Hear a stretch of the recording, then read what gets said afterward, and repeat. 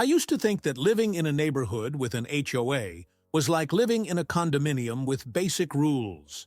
Mow your lawn, don't paint your house neon purple, don't let your car go over the curb. Those things that, even if no one told you, you already know you shouldn't do. But I found out the hard way that, for some people, the HOA is just a fancy excuse to check up on other people's lives as if it were a TV show. And this time, the episode involved my son, a toy snake, and a woman who has more paranoia than sense. It all started on a Saturday. And it wasn't just any Saturday. It was the kind of day you look forward to all week. Clear skies, sunshine without being murderous, perfect temperature for playing in the yard. My 6-year-old son had just got a new toy, one of those hyper-realistic rubber snakes they sell in party or park shops. He loved it. He had spent hours the day before wrapping it around his neck, pretending he was a zookeeper, trying to scare his mother, all in the pure innocence of a happy child. In the morning, he went out with the toy to play in the grass. He sat in the corner of the garden, put the snake on his lap, and started making up crazy stories about an enchanted forest and a king who talked to reptiles. I was on the balcony, drinking coffee and watching everything with that mixture of laughter and pride that only a father understands. Then I saw her, the neighbor from across the street, the very sentinel of morals and good manners, the woman who turns any noise above 2 decibels into a threat to public well-being. She was standing at the gate, arms crossed, her eyes fixed on my yard. Her expression was that of someone watching a satanic ritual, not a child playing with plastic. At the time, I thought, she must be freaking out thinking it's a real snake. And I carried on drinking my coffee. Because honestly, there are things you learn to ignore over time. Just 5 minutes later, I hear the noise. A siren. A car pulling up on the corner. I swear to God, it took my brain a whole second to process what was happening. 2 policemen get out of the car, look around, and one of them walks towards my sidewalk. A third appeared shortly afterwards, radio in hand, speaking in a low tone, but looking like he regretted leaving his post on that shift. When they got close, they said a polite hello, but then started looking around, a little lost. I got up and went to the gate, looking as confused as ever. The policeman's first sentence was, "Sir, we received a call claiming that there was a dangerous snake loose in the yard, near a child." I almost spat out my coffee. I looked over, and there was my son, shoving a rubber snake into a toy dinosaur's mouth as if it were a barbecue. The most dangerous creature there was his imagination. The woman, of course, appeared again. She came walking with that pose of someone who thinks she's just saved the planet from a biological disaster, talking loudly, agitated, repeating that there was no way anyone would allow an animal like that near a child. She even tried to play the hero, saying that she couldn't keep quiet when I saw a scene like that. The policeman asked to see the snake. That was the epic moment. He took the toy, turned it one way, the other, squeezed it with his fingers, and asked, "Is this it?" I nodded. He looked at the woman again, took a deep breath, and said something like, "Ma'am, this is a piece of rubber." She looked shocked. You know that moment when you realize you've had enough, but you've gone too far to turn back? She started babbling about dangerous resemblance, potential to cause panic, and that in certain lights it looked real, as if the yard had the lighting of a thriller theater. The policemen were friendly, but you could see that they were on the edge between laughing and asking if she needed medical help. One of them handed the snake back to my son, who took it as naturally as if he'd never even thought of causing a collective outbreak. Another policeman commented, with a half-smile, that when he was a child he also had one of these and used to put it in his father's car to scare visitors. I thanked them for their politeness, apologized for the time wasted, even though I knew the apology was purely symbolic, and went back to my balcony. She, on the other hand, returned home with the same look on her face as if she was planning some silent retaliation, as if she still believed she was right. After that scene, I thought the woman would come to her senses, that the visit from the police, the public sting, and the revelation that it was all a hyper-realistic rubber snake would be enough to knock some sense into her. But no, the opposite happened. She became even more obsessed, as if she had been defeated in battle and needed to regain her honor in the most ridiculous way possible. It started with hints. The next day, I passed her on the sidewalk and heard, "People nowadays don't have the slightest common sense." Low, but loud enough for me to hear. I kept walking. Then, when my son was playing ball in the yard, she appeared from across the street, cell phone in hand, filming. That's right, filming a child kicking a ball. And do you know what she did? She shouted that she was recording possible future infractions. I just watched from afar, trying not to lose my composure. Because it's one thing for a person to hate you, but it's another to involve your child in their antics. And that started to cross the line. I knew she was trying to provoke me. She wanted me to react, to lose my temper, to give her some real reason to go beyond the nonsense she was already doing. But her plan came up against one detail. I grew up with 3 brothers, trained in chaos. Nothing gets me down easily. But her level of paranoia went up another notch a few days later. It was late afternoon, the kind of weather you get at the end of a Sunday. My son invented a game of Jungle Explorer. He went out into the yard, put on the safari hat he'd won at the zoo, picked up the rubber snake again. Yes, it's back. And stood there, pretending he was going through the woods in search of a hidden temple. It was such an innocent scene that it deserved to be recorded and kept, not reported. But then the noise came. Again. Siren. The same car. The same policeman. I couldn't believe she had called again. She'd simply repeated the embarrassment, and with even more drama. According to them, the complaint now said that the neighbor was encouraging risky practices with exotic animals. When the policeman got out of his car and saw me, he already had this "I can't believe we're here again" look on his face. This time, he didn't even wait for me to explain. He asked straight out, "The rubber snake again?" I just pointed at my son, who at that moment was trying to climb a 3-branched tree while narrating aloud that the jungle was dangerous. But he was more so. The other policeman, the same one from the first day, didn't even disguise his irritation.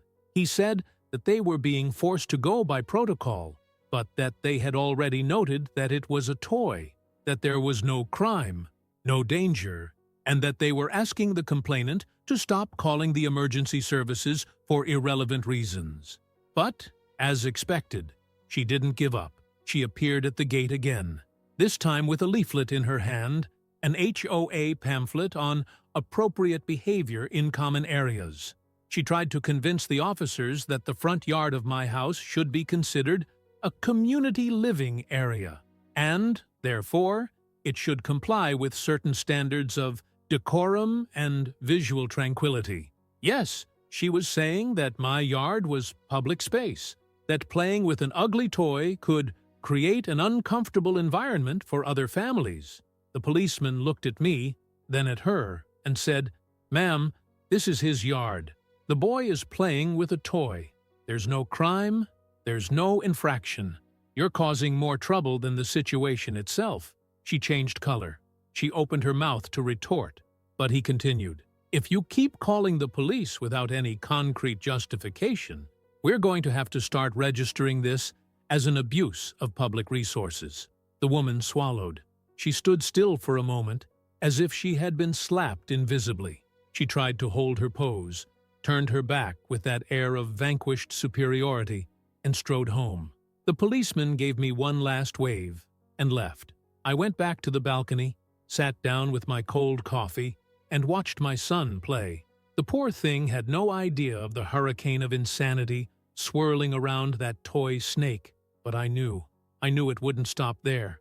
People who lose a war for lack of arguments start inventing a new enemy. I had already understood that the problem wasn't my son, nor the rubber snake, nor the sound coming from the yard. The problem was me, or rather, the fact that I existed in a way that she couldn't control. And when someone wants to punish you for something you're not doing wrong, they start inventing reasons. Things took such a bizarre turn that it got to the point where every time my son went out into the yard, I looked around to see where she was. And she always was, lurking, like a crow in a gothic movie. Her new thing became visual monitoring of the neighborhood. That's what she started telling the other neighbors, to justify the fact that she was constantly planting binoculars on the balcony or walking down the sidewalk pretending to be tending to the flowers while clearly watching my yard. She said she was being vigilant, that this was part of the responsibility of someone who loves their community. She was one step away from putting an ankle bracelet on every child in the street. But then she went from observation to direct intervention. One Tuesday afternoon, my son was playing near the fence with his dolls. This time there was no snake, no magic forest, no adventure, just the dolls, 2 cars, a broken plastic helicopter, and a wooden fence that he was using as an airstrip. I was inside the house, in the kitchen, with the door open, listening to the narration from afar. And then, silence. Silence with a child is like a siren. It's the signal that something has happened. I went out and saw my son still, not crying, just still, just holding one of the toys and looking at the woman who was standing outside the fence, her hand outstretched, pointing at him and saying something with that sweet, poisonous tone that only bitter people know how to use. I went over immediately. When I arrived, she took a step back, as if she hadn't expected me to appear so quickly. I asked her straight out what she was doing. She replied that she had gone to the fence to warn the child about the dangers of playing with suspicious objects in a public area. It's the same story, only now face to face, with the puffed-out chest of someone doing a public service. That public area was my backyard. The suspicious object was a dinosaur doll with half the paint peeled off. I told her she wasn't allowed near my son, let alone talk to him. She looked at me as if I was unbalanced. She began to say that she had a moral duty to intervene when she saw reckless behavior, and that she did no more than her conscience told her to. I didn't even reply. I took my son by the hand, went inside, and closed the gate. That night, I wrote a formal complaint to the HOA. No exaggerations, just the facts. That she was overstepping boundaries, meddling in my son's upbringing, invading private space, and now interacting directly with a child without parental consent. And I wasn't the only one. I found out later that other neighbors began to report similar episodes. Her keeping an eye on other people's children, dictating the type of toy, the volume of the music, even the way the kids rode their bikes. She was officially obsessed with control. And the whole condominium started to notice. The HOA responded to my complaint by saying that it would look into the reports and conduct a formal conversation with the resident in question.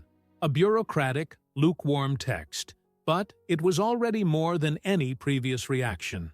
It was a sign that perhaps someone inside was also starting to get annoyed with the pathetic attempts to turn everything into an infraction. The woman, of course, didn't take it lying down.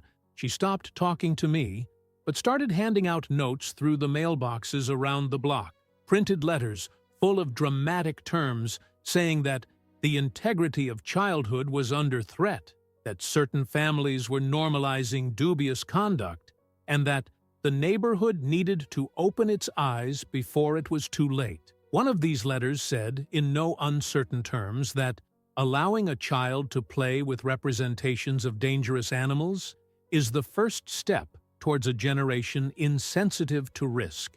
That's it. The woman really believed that the rubber snake was creating a delinquent. I took a deep breath, because when madness is dressed up with good intentions, it's the most dangerous kind of insanity. But the big finale was still missing. And it came, of course, because this type of person doesn't know how to stop at the height of their embarrassment. They always try to go further. I had already accepted that living there would be an eternal game of patience, that as long as that woman breathed the same air as me, any everyday activity could become a headline in the imaginary newspaper she edits in her head. But even so, I wasn't prepared for the last act of this soap opera, because she managed, with a lot of effort, and zero common sense to turn a rubber toy into a formal accusation of endangering the safety of the neighborhood. The HOA scheduled a new meeting. It wasn't open, it was specific, and amazingly, the topic was evaluation of conduct, of concern related to the well-being of children in the community. When I got the call, I knew. It was clear that this was about me, about my son, about the toy snake which, in her mind, was a biological threat in the form of latex. I arrived at the meeting in the same mood as someone going to renew their driver's license, already knowing that I was going to waste time, but wanting to see how far the absurdity could go.